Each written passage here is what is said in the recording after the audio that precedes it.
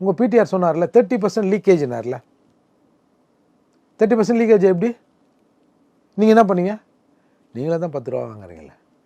அப்போ நீங்கள் பெருசாக திருடும்போது அப்போ அவன் பங்குக்கு அவன் கொஞ்சம் கொஞ்சம் எடுத்து நாட்டை சீரடிக்கிறாங்கல்ல. சரி, கலாச்சாரம் மரணம் பண்ணுது. இப்போ கலாச்சாரம் விற்கலன்னு சொல்ல முடியுமா? 2023 மரக்காணத்தில், விழுப்புரம் மாவட்டம் மரக்காணத்தில் கலாச்சார நிகழ்வு நடந்தது சார்.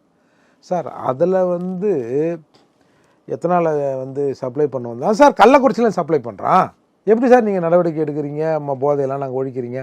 இதில் வேறு நம்ம முதல்வர் போதையின் பாதையில் சென்று விடாதீர்கள், உடலுக்கு தீங்கானது என தெரிந்தும் விலை கொடுத்து வாங்காதீர்கள். ஓய்சில் போய் கேட்டால் குண்டாசில் தான் போடுவீங்க, போலீஸ் தான் கேஸை போடுவீங்க. அதாவது தெரிந்தே நீங்கள் அதில் போய் விழலாமா? இப்போ இவ்வளோலாம் எங்களுக்கு அறிவுரை சொல்கிறல்ல, போதை யூஸ் பண்ணாதீங்க, தெரிஞ்சே அங்கே போகிறீங்க. அது மனிதனை மனிதத்தன்மையற்றவனாக ஆக்குறது, மனித தகுதியை குறைக்கிறதெல்லாம் சொல்கிறீங்கள, எங்களை சொல்கிறீங்கள. இவ்வளோ தெரிஞ்ச நீங்கள் ஏங்க விற்கிறீங்க அப்படின்னு நீங்கள் உணரணும்ல. அதால் இது ஒரு முழுக்க இது ஒரு நாடகம் சார்.